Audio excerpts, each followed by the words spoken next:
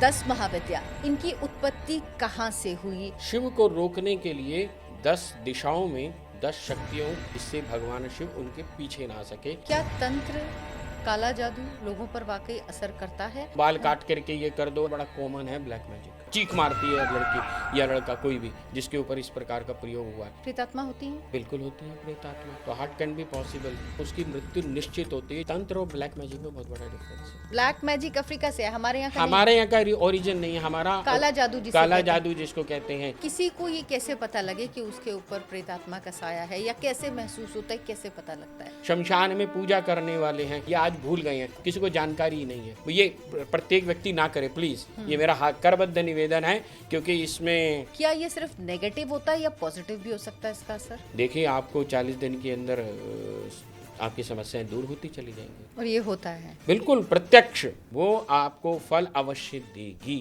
ये मैं गारंटी के साथ कह रहा हूँ। अगर यदि किसी व्यक्ति को आध्यात्मिक गति और मति चाहिए तो उसके लिए भी है। यदि संसार चाहिए, नौकरी चाहिए, आदि इत्यादि चाहिए, तो वो भी प्राप्त हो जाता है। आप भगवान से क्या मांग रहे हैं, जो भी आप मांग रहे हैं वो एम्पलीफाई हो जाएगा। व्यक्ति ने 10 लाख रुपए कमा लिए, अमित शाह जी, वो वहाँ पर नित्य जाते रहते हैं, वहाँ उपासना के लिए, वहाँ दर्शन के लिए जाते रहते हैं। वहाँ पे सौभाग्यवती स्त्रियाँ जो है दर्शन ना करें, अन्यथा बीपी आपका बढ़ना शुरू हो जाएगा, शूट अप हो जाएगा। क्या जो सामान्य हम घर में पूजा करते हैं, क्या पीरियड्स के दौरान लड़कियां वो पूजा कर सकती हैं या नहीं करनी चाहिए? आपका विचार शुद्ध होना चाहिए।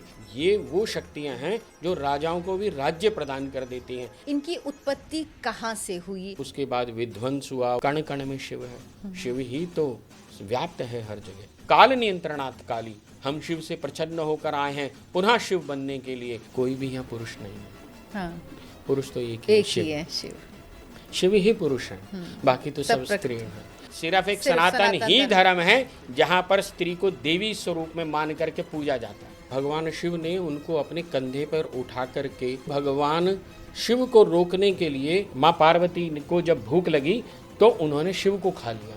वह प्रेम चाहिए जो बस उसको रोना आना चाहिए। नमस्कार दर्शकों, दार्चना शो में आपका बहुत बहुत स्वागत है।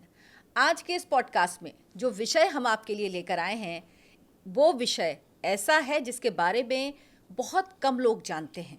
सुना बहुत लोगों ने है, लेकिन जानते कम लोग हैं। जो जानते हैं उनमें भी उत्सुकता होती है कि क्या वाकई ये आराधना की जा सकती है। भय भी होता है मन में, कौन कर सकता है, कौन नहीं कर सकता है। हम बात करेंगे आज के इस पॉडकास्ट में 10 महाविद्या के बारे में। 10 महाविद्या कहाँ से उत्पत्ति हुई, कौन इनकी आराधना कर सकते हैं, बीज मंत्र क्या होता है, तंत्र मंत्र से इनका क्या संबंध है, और ये आपके जीवन में किस तरह से प्रभाव डाल सकती हैं, और आप अपने जीवन में आध्यात्मिक रूप से और भौतिक रूप से वृद्धि कर सकते हैं, उन्नति कर सकते हैं। हमारे साथ इस पर बात करने के लिए माँ बगलामुखी के बहुत बड़े साधक, तंत्र साधक आलोक भारद्वाज जी हैं। आलोक जी, बहुत बहुत स्वागत है। जय माई की। आलोक जी, 10 महाविद्या, सबसे पहले तो यही लोग जानना चाहते हैं कि आखिर इनकी उत्पत्ति कहाँ से हुई, इन्हें 10 महाविद्या क्यों कहते हैं? देखिए, कहानी के हिसाब से अगर हम सुनने चाहेंगे, समझना चाहेंगे, तो सबको पता है कि जिस समय में राजा दक्ष ने एक यज्ञ किया, तो उस यज्ञ में माँ सती को नहीं बुलाया। तो जब सती को नहीं बुलाया तो उन्होंने कहा कि मैं भी वहाँ जाना चाहती हूँ, और भगवान शिव ने उनको मना भी करा। उसके उपरांत भी वो वहाँ गई, और जब वो वहाँ पहुँची और उनका निरादर हुआ तो वो यज्ञ में कूद गई, और उसके बाद विध्वंस हुआ। वो सभी लोग जानते हैं पूरी स्टोरी को। और भगवान शिव ने उनको अपने कंधे पर उठा करके जब घूमे तो उससे 51 शक्तिपीठ बने। परंतु भगवान शिव को रोकने के लिए माँ ने अपनी 10 दिशाओं में 10 शक्तियों का प्रादुर्भाव करा, जिससे भगवान शिव उनके पीछे ना सके। इनको 10 महाविद्याएं कहते हैं। ये तो हो गया कहानी का पार्ट, लेकिन तत्व की दृष्टि से क्या है, तंत्र की दृष्टि से क्या है? तंत्र की दृष्टि से बिल्कुल भिन्नता है। यहाँ पर भिन्नता ऐसे है कि जैसे हम कोई बीज देखते हैं तो उस बीज के अंदर में ही सारी चीज़ें होती हैं। पुष्प होता है, फल होता है, पेड़ होता है, पत्ता होता है, सब कुछ उसी के अंदर में होता है। अब जब हम बात करते हैं शक्ति की, तो हमें ये सबसे पहले समझना होगा ये शक्ति किसकी है। ये शक्तियाँ हैं शिव की। शिव से शक्ति भिन्न नहीं होती। शिव शक्त्या युक्तो यदि भवति शक्ता प्रभवितुम न चैदेवं देवो न खलु कुशला स्पंदितुमपि। जगतगुरु शंकराचार्य सौंदर्य लहरी के प्रथम श्लोक में ये स्पष्ट रूप से बता देते हैं, शिव और शक्ति भिन्न नहीं है, शिव की ही शक्तियाँ हैं, तो शिव से भिन्न नहीं है। जैसे कि बीज के अंदर पत्ता भी है, फल भी है, फूल भी है, तो वो बीज हो गया शिव और उसकी 10 शक्तियाँ, 10 महाविद्याएं हो गई। कोई पत्ते के रूप में काली हो गई, कोई वृक्ष के रूप में कोई तारा हो गई, कोई ललिता त्रिपुर सुंदरी हो गई और कोई बगलामुखी हो गई। हाँ, सबके कार्य भिन्न भिन्न हैं। उन कार्यों की भिन्नता के अनुसार व्यक्ति अपना चयन करता है, उनसे अपना संबंध बनाता है, उस संबंध के अनुसार ही शक्तियाँ कार्य करनी शुरू कर देती हैं। ये 10 महाविद्याएं कौन कौन सी हैं, इनके नाम क्या क्या हैं और क्या इनके कुल भी हैं, क्या कुल अलग अलग हैं इनके? जी, एक काली कुल होता है, एक श्री कुल होता है। ज़्यादातर साधना के अंदर इस तरह से नहीं होना चाहिए कि श्री कुल वाले काली कुल में पूजा करनी शुरू कर दें और काली कुल वाले श्री कुल की पूजा करें। काली कुल की कौन कौन सी महाविद्याएं काली, और श्री कुल काली, की? तारा, छिन्नमस्ता, ये सारी काली कुल में आ जाती हैं। और ललिता त्रिपुर सुंदरी, बगलामुखी और कमला, ये सारी श्री कुल की आ जाती हैं। तो इस तरह से 10 महाविद्याओं की काली कुल और श्री कुल इस तरह से बनता है। काली कुल की जब हम साधना उपासना जो भी करना, मतलब हम अगर समझें तो काली कुल वो हैं जो रौद्र रूप है, ये क्या मेरा कहना ठीक है? आप बता पाएंगे? नहीं, ऐसा तो नहीं है। अगर हम रौद्र के ही रूप में बात करें तो माँ बगलामुखी के जब साधक के ऊपर लगातार घात प्रतिघात होता है तो माँ बगलामुखी ही प्रतिंगरा स्वरूप लेकर के आ जाती है और फिर जो भी उसके ऊपर कोई प्रयोग कर रहा होता है वह प्रयोग वापस चला जाता है और उसकी मृत्यु निश्चित होती है जो प्रयोग कर रहा है। तो ऐसा, वो तो रौद्र रूप तो बगलामुखी का भी हो जाता है, रौद्र रूप तो धूमावती से बड़ा किसी का नहीं हो सकता। हाँ, काली का भी होता है, काली का भी इस तरह से तो माँ काली के आगे 12 काली, 12 काली भी होती हैं, वो हम किसी और अन्य उसमें बात करना चाहेंगे। हाँ, ये है कि माँ तो माँ ही होती है कि मेरी माँ यदि काली साड़ी में आए तो भी मेरी माँ, पीली साड़ी में आए तो भी मेरी माँ, लाल में आए तो भी मेरी माँ। लेकिन मुझे कौन सी अधिक पसंद है, मेरे को किससे अधिक मेरे को संबंध जुड़ता है, मेरे को किस पे ज़्यादा प्यार आता है, ये अलग हो सकता है एक विषय। हाँ, कभी कभी कोई लोग इस तरह से भी देखना पसंद करते हैं या ऐसा होता भी है स्वाभाविक रूप से, जब व्यक्ति की कुंडली में 5वें घर के अंदर जब बृहस्पति होता है तो उसको बगलामुखी की तरफ आकर्षण जागृत होना शुरू हो जाता है। जब भी बृहस्पति उच्च का होगा, लगन में होगा या कहीं और होगा, लेकिन उच्च का होगा तो बगलामुखी की तरफ चलना शुरू हो जाता है। ऐसे ही शनि की काट के लिए माँ काली होती है। श्री कुल और काली कुल की हम बात कर रहे यही थे। काली कुल में और श्री कुल में यही है कि जब हम काली कुल में साधना उपासना जो भी कर रहे हैं तो हम काली कुल के हिसाब से उनके जो भी सिस्टम हैं, जो भी प्रोटोकॉल्स हैं, उनको अडॉप्ट करें। हाँ, जब हम श्री कुल में कर रहे हैं, श्री कुल जो है राजराजेश्वरी है, पराभट्टारिका माँ बगलामुखी, जिस प्रकार से माँ पराभट्टारिका ललिता त्रिपुर सुंदरी कहलाती हैं, कि मतलब राजाओं को भी राज देने वाली हैं। ये वो शक्तियां हैं जो राजाओं को भी राज्य प्रदान कर देती हैं। जैसे जब मैं दतिया गया हुआ था तो जो अभी वर्तमान में गृह मंत्री हैं अमित शाह जी, वो वहाँ पर नित्य जाते रहते हैं, वहाँ उपासना के लिए, वहाँ दर्शन के लिए जाते रहते हैं। दतिया में बड़ा मंदिर है, बहुत बड़ा मंदिर है दतिया के अंदर, और ये वहाँ साधना के लिए अवश्य जाते रहते हैं। वहाँ मंत्रियों की इन सब की लाइन लगी रहती है। इसके अलावा जैसे जो लोग घर में रहते हैं, जो गृहस्थ हैं, उनके लिए 10 महाविद्याओं को लेकर क्या नियम हैं? क्या वो घर में पूजा कर सकते हैं उनकी, और क्या तरीका उसका होना चाहिए, क्या विधि वो फॉलो कर सकते हैं? देखिए, सबसे पहले प्रेम।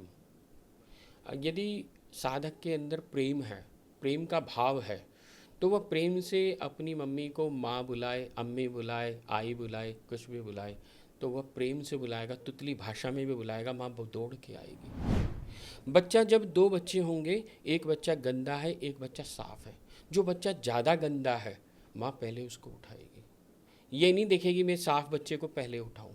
प्रेम चाहिए, वह प्रेम चाहिए जो बस उसको रोना आना चाहिए, सत्य के साथ रोना आना चाहिए, उसको पुकारना आना चाहिए। अगर वह पुकार आ गई, आप में वह श्रद्धा भाव जागृत हो गया, और वह श्रद्धा से यदि आप पुष्प भी चढ़ाएंगे उसे स्वीकार होगा, वह स्वीकार कर लेगी। हाँ, वैसे तरीके के हिसाब से अगर हम देखें तो माँ के सहस्त्र नाम भी होते हैं, जैसे बगलामुखी के अष्टोत्तर शत नाम हैं, ठीक इसी प्रकार से माँ काली के सहस्त्र नाम भी होते हैं, माँ काली के कवच भी होते हैं, काली के अष्टोत्तर शत नाम भी हैं वहाँ पर भी इसी प्रकार से।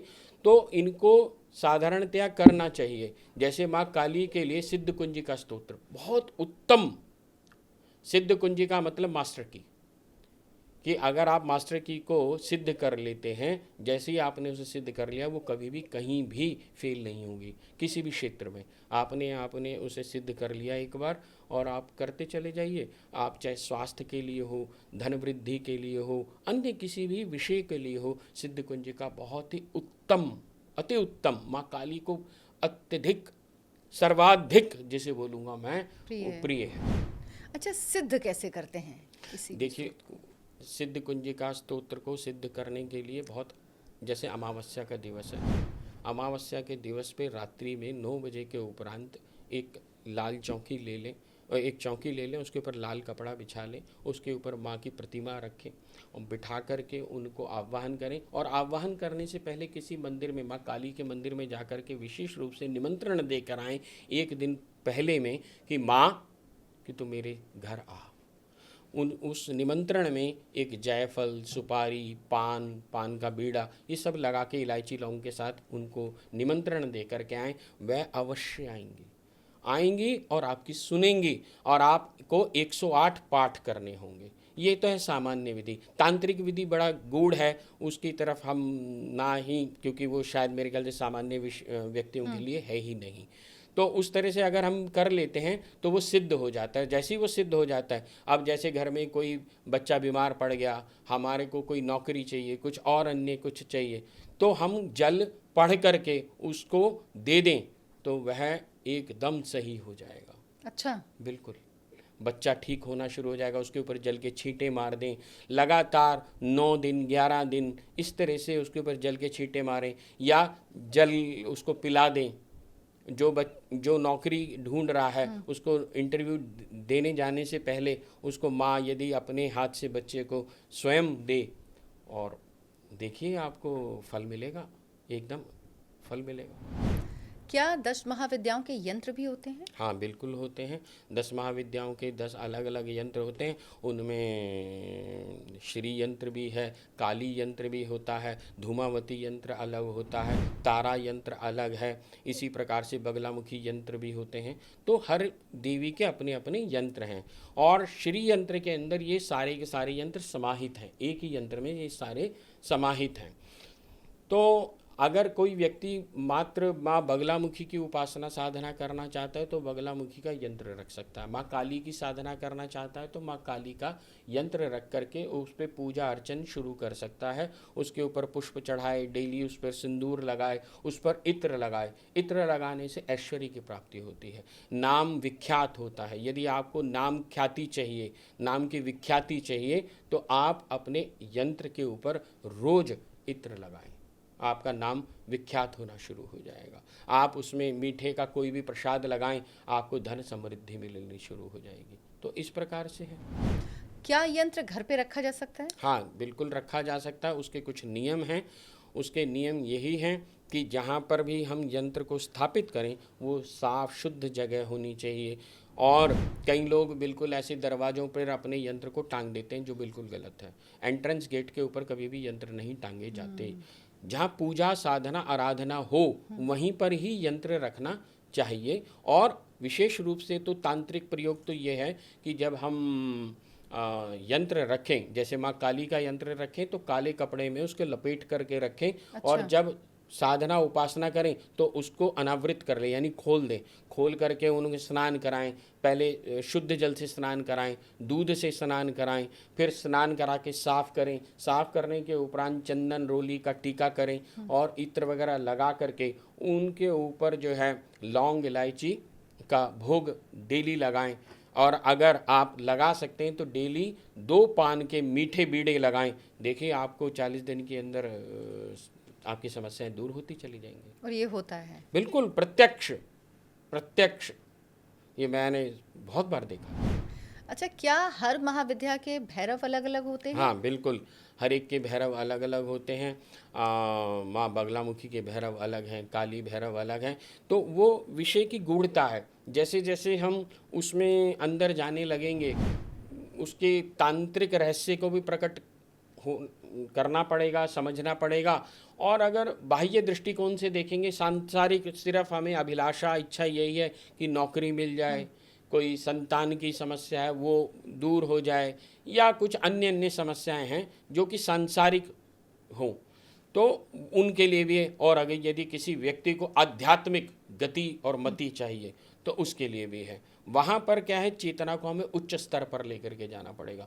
चेतना जैसे ही हमारी उच्च स्तर पर जाएगी, चेतना की क्योंकि अधिष्ठात्री देवी होती है माँ बगलामुखी, माँ बगलामुखी की साधना उपासना करने से चेतना जागृत होनी शुरू हो जाती है और माँ विशेष रूप से कृपा करती है चेतना में। अब जैसे किसी बच्चा है, कोई व्यक्ति है, वो गलत जगह बैठता है, गलत संगत में बैठता है, उसे समझ ही नहीं आ रहा मैं गलत कहाँ हूँ, उसके दोस्त हैं, ये जो भी हैं। अब माँ बाप बोलते हैं कि बच्चा बेटा ये तुम ये मित्र वगैरह ठीक नहीं है आपके, ये सब अच्छे नहीं हैं। वो समझ ही नहीं पाता, उसकी चेतना में आता ही नहीं है। तो जैसे ही माँ बगलामुखी के यदि उसके परिवार के लोग साधना उपासना करने शुरू करते हैं, उसकी चेतना जागृत हो जाती है और वो उन मित्रों से दूर हो जाता है और उसको दिशा मिलनी शुरू हो जाती है और वह जागृति की तरफ चलना शुरू हो जाता है। यदि संसार चाहिए, नौकरी चाहिए, आदि इत्यादि चाहिए तो वो भी प्राप्त हो जाता है। यदि उसको माँ की गोद चाहिए, माँ का प्रेम चाहिए, माँ की भक्ति चाहिए तो वो भी प्राप्त हो सकता है। ये तो भक्त के ऊपर निर्भर करता है। और महाविद्याओं की उपासना कैसे करते हैं? क्या आप किसी एक महाविद्या की उपासना कर सकते हैं या एक व्यक्ति कई महाविद्याओं की उपासना कर सकता है? जैसे आपने बताया कि 2 कुल जो हैं, श्रीकुल श्रीकुल और कालीकुल, उनमें नहीं मिला सकते, लेकिन क्या श्रीकुल की ही 2 महाविद्याओं का कोई पूजन कर सकता है, उपासना? देखिए, अब समझने की बात बहुत सामान्य सी है। जब हम एवरेस्ट पे चढ़ते हैं तो हो सकता है वहाँ पर जाने के 10 रास्ते हों। तो 10 रास्तों में से हमें, हमारा उद्देश्य क्या है?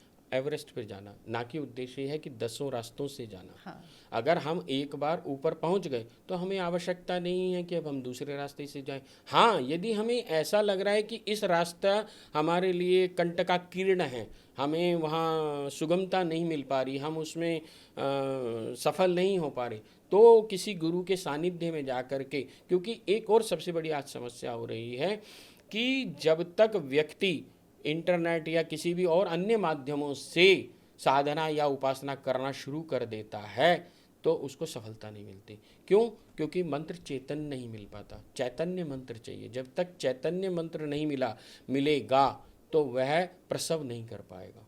जब तक प्रसव नहीं होगा तो फिर समस्या बनी रहेगी। अब क्या है, जैसे अब मंत्र क्या होता है, मंत्र को हमें समझना होगा। मंत्र का जो वर्ण है, यानी जो उसका शरीर है वो शब्द है, और उसकी आत्मा जो होती है वो भाव होता है। यदि भाव ही नहीं है तो आप मरी हुई डेड बॉडी को लेकर के घूमते रहो, उससे क्या होगा? कुछ होगा तो। बहुत लोग लेकिन मंत्र जाप करते हैं, भाव कैसे आए? भाव जागृत करना पड़ता है, जैसे जैसे आप करते चले जाएंगे। अब यहाँ पर भी एक और चीज़ समस्या, अब 10 महाविद्याओं में तो लोग पारंगत होना चाहते हैं, लेकिन उससे पहले प्राणायाम को सिद्ध करना होगा। जब तक आप प्राणायाम को सिद्ध नहीं करेंगे, उसे एज ए मॉड्यूलेटर यूज़ नहीं करेंगे, मॉड्यूलेटर जब आप प्राणायाम को मॉड्यूलेटर में यूज़ करके मंत्र को उसके ऊपर चढ़ा करके फिर चलाएंगे, तब आपको सफलता शीघ्र अतिशीघ्र मिल जाएगी। पुराने समय में यही होता था, जब तक आपने प्राण ही सिद्ध नहीं करा। अभी तो व्यक्ति को यही नहीं पता कि प्राण, वायु या संविद, इसमें क्या डिफरेंस है। तो इन सब में डिफरेंस होता है। प्राण को पहले सिद्ध करना होगा प्राणायाम के माध्यम। 16 64 32 विज्ञान भैरव तंत्र की एक बहुत ही उत्तम विधि है। ये कभी और हम किसी तंत्र के विवेचना में हम करेंगे, लेकिन 16 64 32 या प्राणायाम को कैसे हम सिद्ध करना है। प्राणायाम को जब तक हम सिद्ध नहीं करेंगे मंत्र फल नहीं दे पाएगा। ये बेसिक है करना। बेसिक है। या फिर गायत्री करें, क्योंकि गायत्री से क्या होगा, देखिए आप सपोज कीजिए किसी व्यक्ति ने 10 लाख रुपए कमा लिए, लेकिन उसको यही नहीं पता मैं इन्वेस्ट कहाँ करूँ। अगर राइट इन्वेस्टमेंट नहीं है तो रिजल्टेंट भी जीरो हो जाएगा। आपने 10 लाख रुपए कमाए, किसी बच्चे को दे दिए और उसने सही जगह इन्वेस्ट नहीं करा तो जीरो हो गया, डेड हो गया। अब शक्ति तो आ रही है, लेकिन शक्ति की संभाल कैसे होगी। आपका शरीर तैयार ही नहीं है उस शक्ति को संभालने के लिए।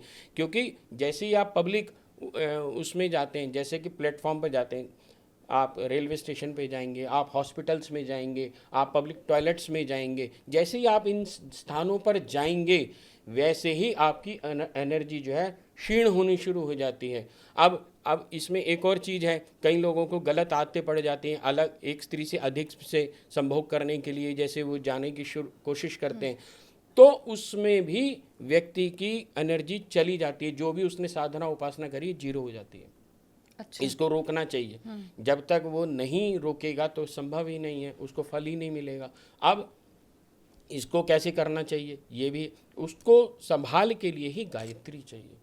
जिससे अब जैसे कोई एक आप कागज का एक पेपर लें और उसके अंदर पानी डाल दें तो कितनी देर होल्ड करेगा वो, हार्डली मुश्किल से 2 मिनट, एकदम पानी बह जाएगा। ऐसे ही जब आप साधना करेंगे, मान लीजिए आपने एनर्जी तो बना ली, एनर्जी बन भी गई, लेकिन आपके अंदर वो कैपेसिटी नहीं है होल्ड करने की, तो हार्ट कैन बी पॉसिबल कि आप उसको जो है रोक पाएंगे। तो वो गायत्री और प्राणायाम के थ्रू होगा। और गायत्री भी सामान्य गायत्री नहीं होगी, उसका पुरुषचरण होगा। पुरुषचरण कैसे होगा, कितना होगा, वो सब हम आपको साधना के अंतर्गत बता देंगे, उसमें कोई समस्या नहीं है। पर लेकिन उससे पूर्व में ये सारी चीज़ें आवश्यक है। इसीलिए कहते हैं गुरु की जरूरत होती है। आप ऑनलाइन कुछ भी ना करें, आजकल बड़ा ट्रेंड चल रहा है, लोग बिल्कुल। ऑनलाइन देखते उससे हैं मैंने क्योंकि आपको समझ ही नहीं है। करेक्ट। और उसमें मैंने ऐसा भी देखा अच्छा, है। एक चीज और कि क्या नुकसान भी हो जाता है? Sorry, यही मैं आपको बोलने disturb- यही बोलने हाँ, वाला हाँ, था। हाँ, हाँ। आपने मेरी बात पकड़ ली कि 10 महाविद्याओं की साधना करने जैसी कोई लोग उतरते हैं तो उनका प्लेटफॉर्म अब जैसे इसको बड़ा सामान्य से समझते हैं कि जैसे एक बच्चा अभी 10th क्लास में है, उसने कहीं से सुन लिया कि मुझे जो है एमफिल करनी है, तो क्या 10वीं के बाद सीधे एमफिल हो जाएगी? सही बात है। अब पीएचडी करेगा, पहले ग्रेजुएशन करेगा, पीएचडी करेगा, फिर एमफिल होगा या डीलिट होगा। अब ऐसे थोड़ा ना डीलिट आ जाइए एकदम से, अब वो किताबें खरीद के लिया इधर डीलिट होगा, ऐसे थोड़ा ना होता है। पहले आपको, अब इसके लिए क्या है, अब आजकल बड़े बड़े पंडाल लग जाते हैं, लोग 10-10 हज़ार लोगों को जोड़ लेते हैं और वहाँ से मंत्र की दीक्षा दे देते हैं। ऐसे मंत्र दीक्षा नहीं होती मंत्र कान में दिया जाता है या लिख करके दिया जाता है। ऐसे वो तो शब्द हो गया। परा पश्यंती, मध्यमा और वैखरी शब्द की 4 अवस्थाएं होती हैं। परा पश्यंती, मध्यमा और वैखरी। वैखरी यानी बिखर गई, उसमें शक्ति ही नहीं है। परा में शक्ति होती है। परा का मंत्र जो है अत्यधिक तीव्र होता है। चलिए आप परा से नहीं भी रहें तो मध्यमा और उसमें तो रहें, पश्यंती पे, तो वरना तो आपको मंत्र फलित ही नहीं हो पाएगा। तो ये सारी चीज़ें समझने की आवश्यकता है। ये गुरुमुख गम्य चीज़ें हैं, ये शास्त्र को समझ कर के ही समझी जा सकती हैं। अगर आपने कुछ गड़बड़ किया बिना गुरु के, या कुछ आप साधना आपने शुरू कर दी और आपने सही मार्गदर्शन नहीं लिया गुरु से अपने आप से, तो इसका क्या आपने देखा है किसी पर कोई ऐसा हाँ, बहुत। क्या असर होता है? जैसे मेरे ख्याल से मेरे पास आने वाले हर दूसरे दिन एक व्यक्ति ये जरूर होता है, जैसे एक ने कुंडलिनी साधना शुरू करी, उनके बैक में परमानेंट पेन आ गया। एक ने शुरू करी, उनकी किडनी फेल हो गई। किसी ने करा, यहाँ पर लंप हो गया। और हाइपरटेंशन जिसे बीपी बोलते हैं, बीपी की कॉमन समस्या है। जो भी साधना 10 महाविद्याओं की गहरे में उतर करके करना चाहते हैं बिना गुरु के या बिना सही राइट उसके डायरेक्शन के, तो उसमें क्या होता है, सबसे पहले हाइपरटेंशन। उन्हें यही नहीं पता चलता मैं गुस्सा क्यों कर रहा हूँ, घर में लड़ना शुरू कर देते हैं। कितनी सारी महिलाएं मेरे पास की जी, जब से ये साधना पूजा करने लग गए हैं तब से पता नहीं क्या होता है इनको तो। और एक और चीज़, यहाँ मैं वैसे तो विषय नहीं है लेकिन फिर भी बहुत सारे लोग जो हैं हनुमान चालीसा को खड़े होकर के करते हैं। जब भी आप हनुमान चालीसा को खड़े होकर के करेंगे, आप में क्रोध की उत्पत्ति हो जाएगी। माँ काली की साधना जब भी आप खड़े होकर के करेंगे, आप में क्रोध की उत्पत्ति हो जाएगी। आपको आसन लेकर के बैठ के ही करना चाहिए, अन्यथा बीपी आपका बढ़ना शुरू हो जाएगा, शूट अप हो जाएगा। ये मैंने प्रत्यक्ष देखा, अनुभव किया है, 25 साल से मैं देखता आ रहा हूँ। और हम देखते हैं मंगलवार को अब जिस तरह का विषयांतर हो जाएगा, लेकिन बात जब हुई है तो वही। बात करना ज़रूरी होता है कि मंगल को बहुत लोग मंगलवार को जाते हैं मंदिर, हनुमान जी के मंदिर, और वो खड़े होके ही हनुमान चालीसा पढ़ते हैं। कभी भी जब भी हनुमान चालीसा पढ़े, मैंने बहुत सारे लोगों को देखा, शिव तांडव या हनुमान चालीसा या कुछ भी करते हैं, वो क्रोध में आके गुस्से में करते हैं। आप एम्पलीफाई क्या कर रहे हैं? क्रोध को।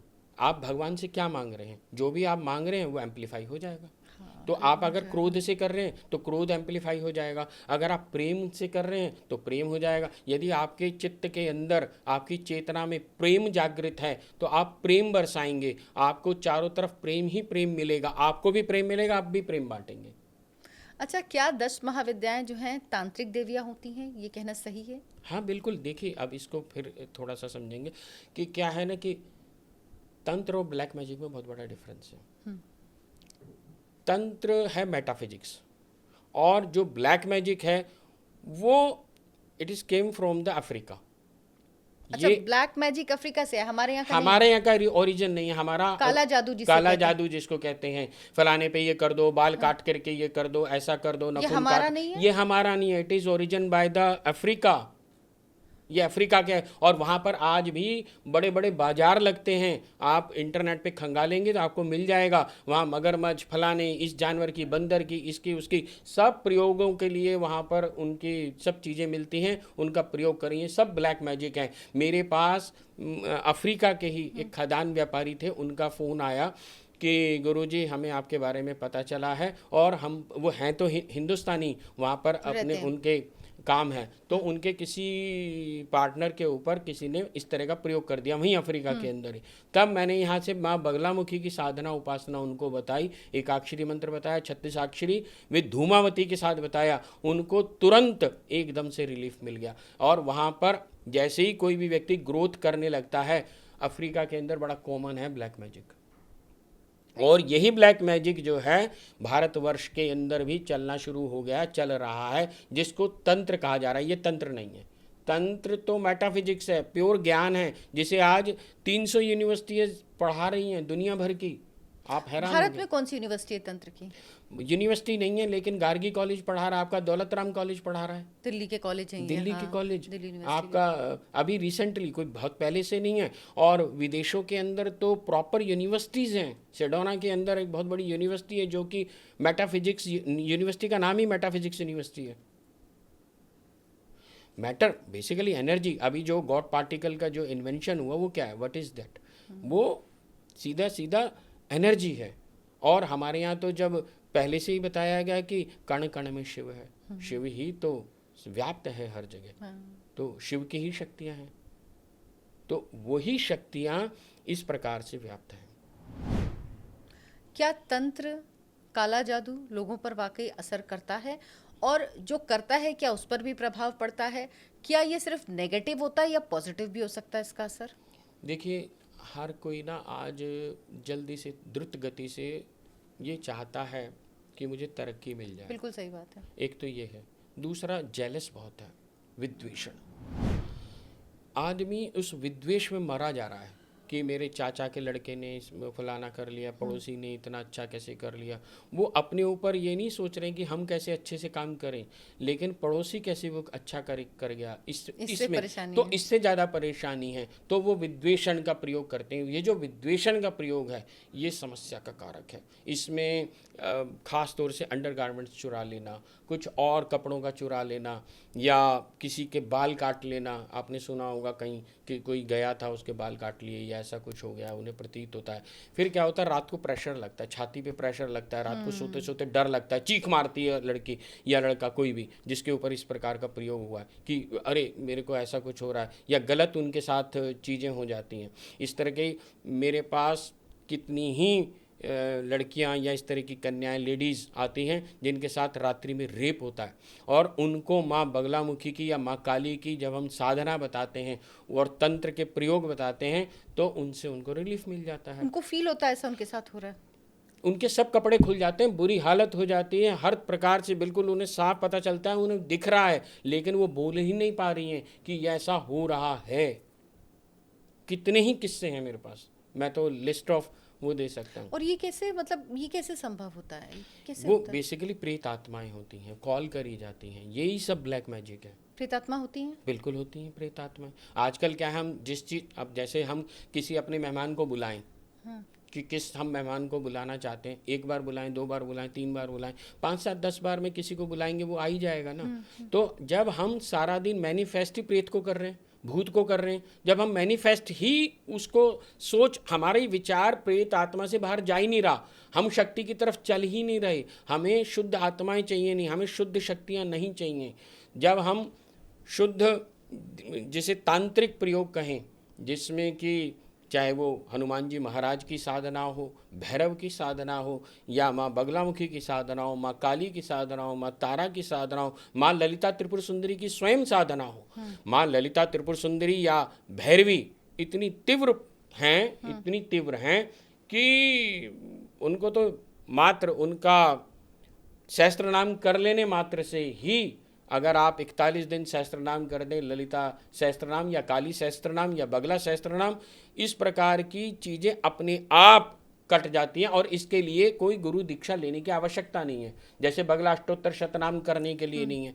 ऐसे ही एक और तांत्रिक प्रयोग में बहुत साधारण सिंपल से एक चर्चा करी रहे हैं, तो उसमें बताते हैं कि जैसे कभी भी आप भगवान शिव के मंदिर में जाएं तो भगवान शिव के हृदय की तरफ देखकर माँ बगलामुखी के मंत्र को ध्यान करें, और जब भी कभी किसी देवी के मंदिर में जाएं तो वहाँ माँ के हृदय की तरफ देखकर ओम नमः शिवाय का जाप करें। आपको द्रुत गति से, तीव्र गति से रिलीफ मिलना शुरू हो जाएगा। माँ खुश हो जाती है, आनंदित, जैसे अब किसी कोई पत्नी हो, उसके पति की जब जब भी तारीफ होगी पत्नी खुश हो जाएगी और उसको वो दे देगी जो शायद उसके लायक भी ना हो, वो खुश हो जाती है। तो इसी प्रकार से भगवान शिव की तारीफ करने पर भगवान उनके हृदय में, क्योंकि दूसरा एक और है, जैसे बगलामुखी हृदयम है, ऐसी काली हृदयम स्तोत्र भी है। जब काली हृदयम का स्तोत्र का पाठ करा जाता है तो माँ काली आपके हृदय में बैठनी शुरू हो जाती है और आप काली के हृदय में बैठना शुरू हो जाते हैं। जब आप काली के हृदय में बैठेंगे तो आप छोटी सी बात समझिए, जब कुत्ता भी कहीं बैठता है तो उसको भी साफ करके बैठता है। तो जब माँ आपको माँ के हृदय में आप बैठेंगे या माँ आपके हृदय में बैठेगी तो वो आपके बुरे विचारों को, बुरी चीज़ों को, बुरी सब जो भी होंगे उन सबको साफ करके ही तो बैठेगी। जब वह बुरे सब विचार चले जाएंगे, आपका भाग्य उन्नत और उज्जवल अपने आप हो जाएगा। अच्छा, किसी को ये कैसे पता लगे कि उसके ऊपर प्रेतात्मा का साया है, या कैसे महसूस होता है, कैसे पता लगता है? वैसे तो किन लक्षणों से वो पहचाने? देखिए, सबसे पहले उसके साथ समस्या क्या आनी शुरू हो जाती है, जब भी घर वाले ये बोलते हैं कि भाई मंदिर चलो, तो उसे ना अंदर से खींच आती है। ऐसा व्यक्ति जिसके ऊपर प्रेत आत्मा या भूत या कोई भी नेगेटिव एंटिटी उसके साथ जुड़ी होती है, तो उसको रात्रि में या दिन में भी लाइट बंद करके अंधेरे कोने कमरे में बैठने का मन करता है कि मैं बस यहीं बैठा रहूं। और ऐसे बच्चा या ऐसा व्यक्ति कोई भी होगा वो रोएगा, उसको ना अंदर से, उससे कभी पूछ लो भाई क्यों रो रहा है, पता नहीं, बस रोने का मन करता है, रोने का मन करता है। कोना पकड़ लेगा, लाइटें वाइटें बंद कर देगा, कोने में बैठा रहेगा, फिर उसको उठाओ, चिड़चिड़ा हो जाएगा, आपको उसे कुछ भी काम करेंगे हेल्थ गिरनी शुरू हो जाएगी, इतनी बुरी तरह से गिरेगी, इतनी बुरी तरह से गिरेगी। या परिवार में प्रयोग तो एक के ऊपर हुआ है, लेकिन परिवार की आर्थिक संपन्नता समाप्त होनी शुरू हो जाएगी, जो वो कार्य कर रहा था उसका बौद्धिक स्तर गिरना शुरू हो जाएगा, गलत कार्यों में लग जाएगा। ऐसे मैंने बहुत सारे देखे हैं जहाँ पर ऐसा हुआ है कि कोई प्रयोग हुआ और वो नशे की लत में पड़ गया, और नशा भी कोई छोटा मोटा नहीं, जैसे जिसको आप पंजाब में चिट्टा या अलग अलग नामों से, इस गहरे उस लत में पड़ जाते हैं, फिर वहाँ से निकालने के लिए भी बड़ी समस्या बन जाती है। अच्छा, ये जो 10 महाविद्याएं हैं, क्या इनके सबके बीज मंत्र अलग अलग होते हैं? हाँ, बिल्कुल बीज मंत्र अलग अलग होते हैं। बीज मंत्र, बीज देखिए, जब हम कोई भी बीज कहीं भी लगाते हैं तो जैसे ही बीज लगाएंगे तो उसमें से पुष्प भी निकलेगा, फल भी निकलेगा, फूल भी निकलेगा, डाली भी निकलेगी, सब कुछ मिलेगा, लेकिन वहाँ धैर्य रखना पड़ेगा। जैसे माँ बगलामुखी का जो बीज मंत्र होता है वो 36 लाख के ऊपर, 36 लाख जाप अगर आप कर लें बगलामुखी के जाप बीज मंत्र का, तो उसके बाद आपकी दशा और दिशा सब बदल जाएंगी, मनोदशाएं बदल जाएंगी, आपका चित्त चेतना बिल्कुल बदल जाएगी।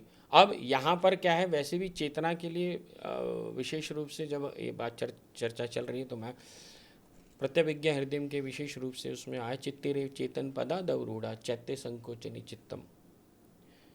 चित्ती ने ही अपने स्वरूप को नीचे ला कर के चित्त स्वरूप में, इस संसार को चैत्य बोलते हैं, इस संसार के का निर्माण करा।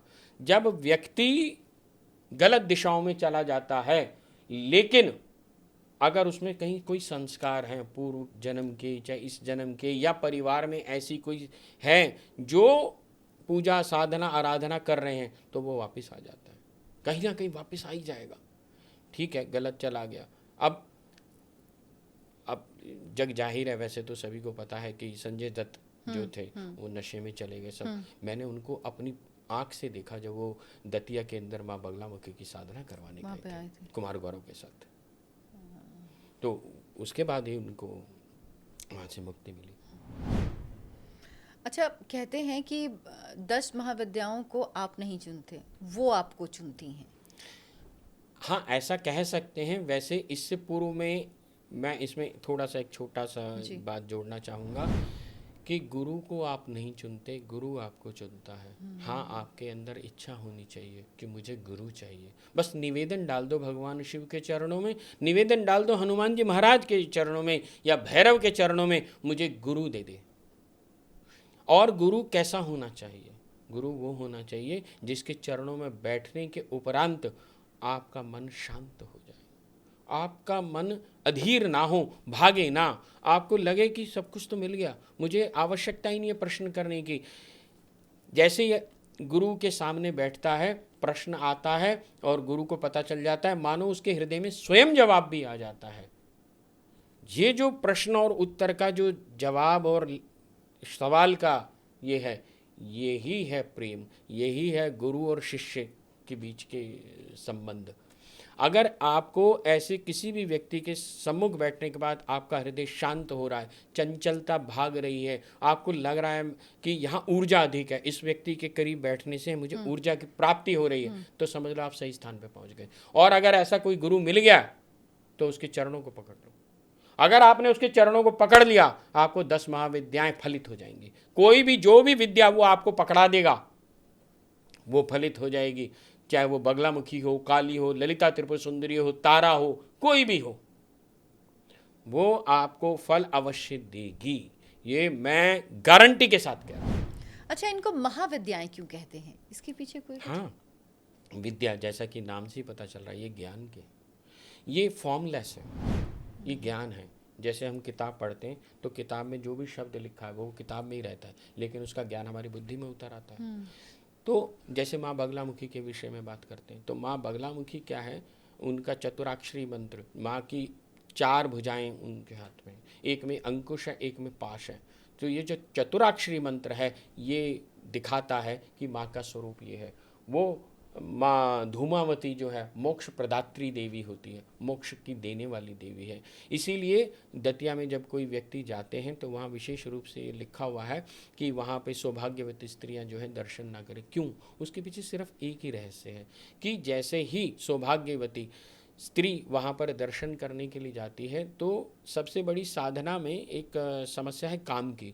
जैसे ही व्यक्ति साधना करने शुरू करता है उसमें काम प्रज्वलित हो जाता है, काम की उत्पत्ति होनी शुरू हो जाती है। वो कहता है मुझे ऐसे ऐसे दृश्य दिख रहे हैं, बिल्कुल पोर्नोग्राफी टाइप से लगता है, और वो अपने आप को ऐसा महसूस करता है कि मैं कितना गंदा हूँ, ये सब चीज़ें हैं। तो उस काम का शमन करने के लिए धूमावती की साधना करी जाती है। यदि अब एक स्त्री और पुरुष यानी कि पति और पत्नी के बीच में से काम ही चला जाएगा तो उनके संबंध नीरस हो जाएंगे। तो जब वो संबंध नीरस हो जाएंगे तो इसीलिए वहाँ पर बताया गया है कि माँ धूमावती की जो सीधे दर्शन जो है स्त्रियों को नहीं करना चाहिए, वरना काम जा सकता है। और दूसरा ये भी है कि माँ पार्वती को जब भूख लगी तो उन्होंने शिव को खा लिया। तो शिव को जब खा लिया तो शिव उनके अंदर ही हैं। ये अद्वैत का द्योतक है। अद्वैत, द्वैत और अद्वैत सब जगह में द्वैत है। शिव बाहर हैं, शक्ति भी बाहर हैं, लेकिन धूमावती में ही शिव हैं। वो अद्वैत की द्योतक हो गई। अद्वैत की सिद्धि जिसको करनी है, अद्वैत को समझना है, तो वो उससे हैं। और भी बहुत सारे उनके वो हैं। जैसे किसी भी हम देवी के चित्र को देखेंगे, वहाँ माँ के उन्नत वक्षस्थल हैं, लेकिन माँ धूमावती के जो वक्षस्थल हैं वो बिल्कुल ऐसे हैं। क्यों? क्योंकि माँ देती नहीं है, वह मोक्ष प्रदात्री है। अगर हमें संसार की या साधना में जाने के लिए कुछ भी चाहिए तो वह माँ दुग्ध पान कराती है, अमृत का पान कराती है। इसीलिए बगला का नाम जो है बगलामुखी क्यों है? बा यानी कि ज्ञान की देवी, यानी कि सिद्धि की देवी। माँ ला यानी पृथ्वी तत्व हो जाता है, और जो इसको चैतन्य रूप में प्रकट करा दे वो बगला। ऐसी काली, काल नियंत्रणात् काली, हम शिव से प्रसन्न होकर आए हैं पुनः शिव बनने के लिए, और यही शिव को प्रशस्त कराती है। सबसे पहली कोई यात्रा कराती है साधना में तो वो काली है। काली ही जब हम साधना करते करते चले जाते हैं और इस संसार से विमुख कराती है, क्योंकि तारा में और काली में कोई ज़्यादा फर्क नहीं, सिर्फ कैंची का फर्क है। जब वो कैंची, जब माँ काली को ये पता चल जाता है कि अब साधक इस स्तर पर आ गया है कि अब ये संसार को छोड़ सकता है, संसार को छोड़ना चाहता है, तो जब वो संसार को छोड़ना चाहता है तो वह उसका हाथ तारा को पकड़ा देती है, तो वो संसार से काट देती है। तो अब वह उसकी गति और मति पूर्ण रूपेण साधना की तरफ चलनी शुरू हो जाती है। एक जटा तारा, नील तारा, त्रिजटा, अलग अलग तारा के भी अलग अलग स्वरूप हैं। जैसे कि अभी हमने बताया कि माँ काली के 12 काली के स्वरूप हैं। ये काश्मीर शैव दर्शन से बहुत अच्छे से इसको समझ में आता है। महामहेश्वर आचार्य अभिनव गुप्त ने इसको बहुत अच्छे से समझाया है। यदि हम तंत्र की परिकल्पना करते हैं, इस राष्ट्र को गौरवान्वित करना चाहते हैं, इस राष्ट्र को पुनर्स्थापित करना चाहते हैं एज ए विश्वगुरु, तो हमें कश्मीर को साथ लेके चलना होगा, कश्मीर के ज्ञान को साथ लेके चलना होगा। हमें ये भी ध्यान रखना होगा, जब आक्रांताओं ने यहाँ पर आग लगाई थी तो वह कम से कम 9-10 महीने इसकी लाइब्रेरियाँ जलती रही, 20 लाख हमारे इंडेक्स रजिस्टर जल गए। और महामहेश्वर आचार्य अभिनव गुप्त जो 1000 वर्ष पूर्व हुए, उन्होंने तंत्र में इतना काम करा है। आपका नाट्य शास्त्र आज जो चल रहा है वह महामहेश्वर आचार्य अभिनव गुप्त की वजह से। उन्होंने वीणा के बहुत पारंगत थे। वो तो क्या बताऊं, वो तो बस मैं जब बोलता हूं तो मेरे पास शब्द चले जाते हैं। स्वामी जी, माँ छिन्नमस्ता को जब देखती हूँ ना तो मतलब थोड़ा मन में ना भाव आता है कि ये कैसे संभव है कि अपना ही शीश काटा हुआ। बेसिकली क्या है, छिन्नमस्ता की जब हम बात करते हैं वो कुंडलिनी शक्ति है। अच्छा।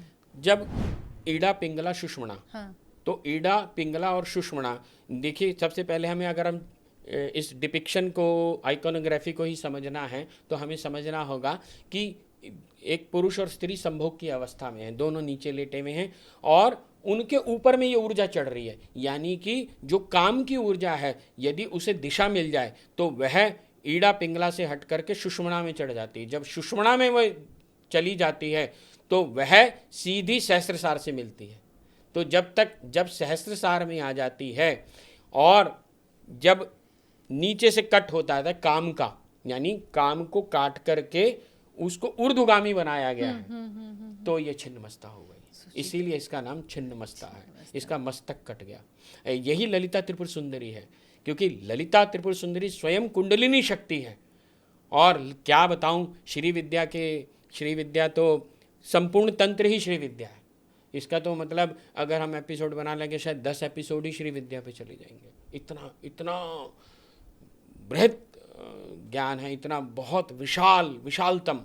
और इसके ऊपर भी जब थोड़ा सा जब हम श्री विद्या पे आए हैं तो जिस समय में कश्मीर में हमला होने वाला था, जिस समय उसका विध्वंस होने वाला था, तो उससे पूर्व ही श्री विद्या साउथ चली गई थी। इसीलिए आज भी साउथ में श्री विद्या बहुत आपको घर घर में मिलेगी। जगत गुरु शंकराचार्य जी इतने निष्णात, इतने प्रवीण, इतने उत्कृष्ट थे, सिद्ध हस्त थे, सिर्फ इसीलिए थे क्योंकि वो बचपन से ही श्री विद्या के उपासक थे। माँ उनको साक्षात थी, साक्षात। 10 महाविद्याओं की उपासना क्या महिलाएं कर सकती हैं, क्यों या नहीं कर किस कोई खास विद्या की उपासना कर सकती हैं? सभी विद्याओं की, 10 महाविद्याओं में जो जिसको भा रहा है या जिससे जिसको प्रेम हो रहा है वो उसकी उपासना कर सकती हैं। वैसे तो प्रेम का ही है, जिसको जैसा अच्छा लगे वो कर सकता है। अब आपने स्त्री और पुरुष की बात करी, तो मेरी दृष्टि में और तंत्र की दृष्टि में भी कोई भी यहाँ पुरुष नहीं है। हाँ, पुरुष तो एक एक शिव। ही है, शिव। शिव ही पुरुष हैं, बाकी तो सब स्त्री हैं। अगर हम कश्मीर की लल्लेश्वरी को पढ़ेंगे, समझेंगे, तो हमें ये बात समझ में आएगी। किसी ने उन्हें बताया, जब उन्हें ज्ञान जागृत हुआ, तो जैसे ही उनमें ज्ञान जागृत हुआ लल्लेश्वरी को, तो वो निर्वस्त्र हो गई, वो जगह जगह घूमने लग गई। तो लोगों ने एकदम से कहने लगे, हैं ऐसे कैसे हो सकता है, लोग पत्थर मारने लगे। उन्होंने मुझे कोई परवाह नहीं है। वो अपना ज्ञान बांटने लगी, कविताएं करने लगी, सब करती रही। लेकिन अचानक एक दिन उनके कान में आवाज़ आई कि मैं पुरुष हूँ। उन्होंने जैसे ही पीछे मुड़ करके देखा, उन्हें भगवान शिव दिखाई दे और वो छुप गई। उन्होंने अपने आप को पत्ते की ओट में छुपा लिया कि पुरुष तो एक ही है। तो इसलिए स्त्रीण, हम सब स्त्रीण हैं। इसलिए ये कहना बहुत ही गलत है कि स्त्री का शरीर जो है अशुद्ध होता है। अगर स्त्री का शरीर ही अशुद्ध होता तो कोई भी संतान कैसे हो सकती थी। हम चाहे वो जगत गुरु शंकराचार्य हों, चाहे वो महामेश्वर आचार्य अभिनव गुप्त हों, या अन्य कोई भी भक्त हो, कोई भी साधक हो, कोई प्रधानमंत्री है, कोई भी, माँ की कोख से ही तो पैदा हुआ है। माँ की कोख से पैदा होकर के ज्ञान अगर गलत ढंग से बांटेगा, तो मैंने तो विशेष रूप से, स्पष्ट रूप से, और तंत्र भी ये बात कहता है कि जिस समय में मासिक धर्म होता है, वो तंत्र नहीं मानता इसको, बल्कि काली की एक प्रकार की खास पूजा होती है कि जिसमें मासिक धर्म का जो रक्त होता है उसको इकट्ठा करके ही माँ काली के ऊपर चढ़ाया जाता है। ये तांत्रिक पूजा है। ये प्रत्येक व्यक्ति ना करे प्लीज़, ये मेरा करबद्ध निवेदन है, क्योंकि इसमें क्योंकि विपरीत इसकी वो हो सकती है, ये मैं आपको विशेष रूप से, लेकिन हाँ ऐसा होता है। अच्छा, जब ये बात निकली है तो एक मन में मेरे सवाल आया कि पीरियड से तंत्र की लोग तंत्र कर देते थे पीरियड्स के दौरान, कुछ ऐसी क्या ये चीज़ें होती हैं, रिलेटेड है कुछ? हाँ देखिए, अब इसको थोड़ा सा और हमें समझना होगा, थोड़ा सा विशद है। इसमें क्या है कि जिस समय द्रौपदी के चीरहरण के लिए दुशासन लेकर के गया तो उनको पीरियड्स थे, तो वो एक ही वस्त्र में थी। हमारे यहाँ प्राचीन भारत के अंदर जो भी भारी काम होते थे, चाहे चक्की चलाना, पानी लाना, ये सब भारी काम होते थे। तो इस समय में शक्ति चाहिए, तो शक्ति अब इस समय में थोड़ा 5 दिन के अंदर क्या होता है, थोड़ी शक्ति क्षीण हो जाती है, शारीरिक अवस्था थोड़ी सी क्षीण हो जाती, दुर्बल हो जाती है। तो उस समय में 5 दिनों के लिए ये कहा जाता था कि भी आप रेस्ट करो, लेकिन जाप करो, एक अलग कमरे में रहिए। द्रौपदी उस समय जाप कर रही थी, जिस समय में उनको खींच करके दुशासन लेकर के गया था। लेकिन जाप के लिए मना नहीं था। ठीक है, आप माला पे नहीं करेंगे, लेकिन आप जैसा अभी हमने बताया कि उसी रक्त का प्रयोग माँ काली पर, माँ काली भी तो स्त्री है।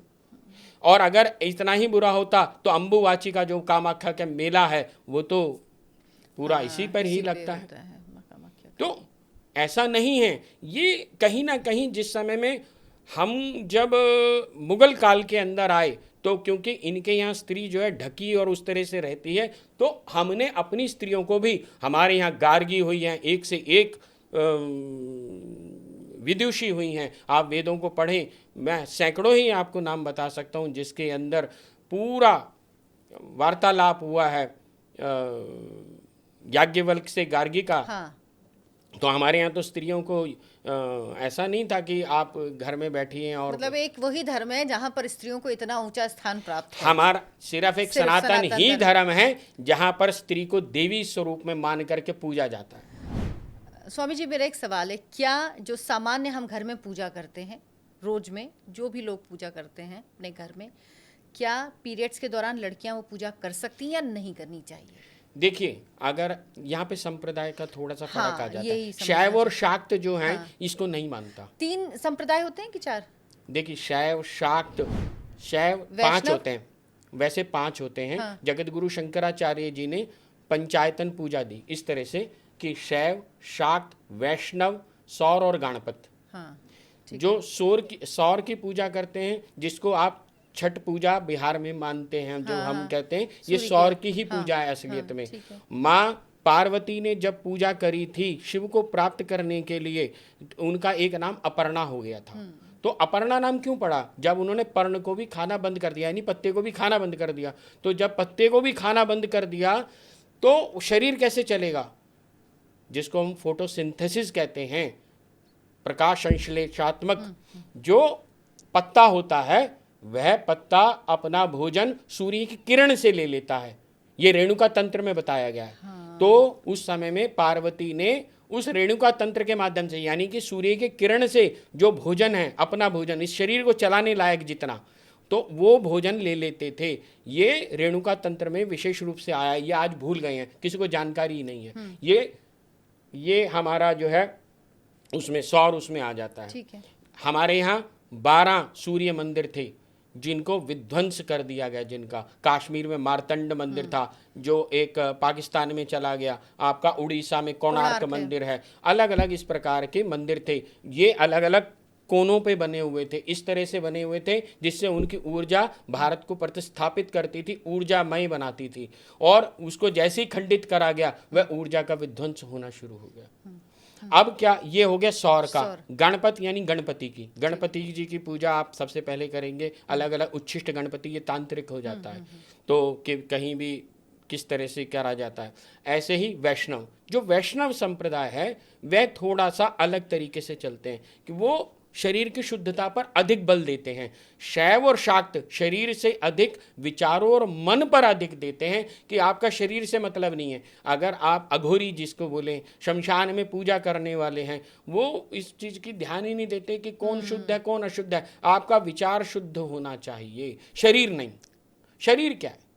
शरीर तो, अब एक व्यक्ति है जो बहुत अत्यधिक बीमार है, जिसने सारे जीवन बहुत साधना उपासना करी है, हैं, और जिसके लैट्रिन लगी हुई है, चारों तरफ हो गया, नहीं उठ पा रहा बेचारा, तो क्या वो साधना नहीं कर सकता? क्या वो जाप नहीं कर सकता? क्या उसको ऐसा नहीं है? यही तो अनुत्तर की अवस्था है तंत्र के अंदर। अनुत्तर की अवस्था क्या है? भगवान जिस समय बुद्ध जब इनकारनेशन हो गया, उनको जब जिस समय में पूरा का पूरा एनलाइटमेंट हो गया उनके अंदर, वो जो भी प्रश्न थे उनके, उसके उत्तर मिलने शुरू हो गए। जब प्रश्न और उत्तर समाप्त हो जाते हैं, वह अनुत्तर की अवस्था होती है। यही शिव की अवस्था है। जब आप शांत हो जाते हैं, जब आपको कोई अज्ञानता ही तो मन है। मन क्या है? हाँ, बेसिकली कि भाई ये नहीं करना वो करना है। किसी ने बता दिया सीधे हाथ से नहीं करना, उल्टे हाथ से। हम इसी में फंसे हुए हैं। हम इस बात पे क्यों नहीं ध्यान देते कि भाव के साथ करना है। ये इस बात पे अधिक ध्यान देते हैं कि उल्टा हाथ से नहीं करना, सीधे हाथ से नहीं करना, काले कपड़े नहीं पहनने, नीले कपड़े नहीं पहन, फलाना नहीं। अरे भाव लेकर के आओ भाई।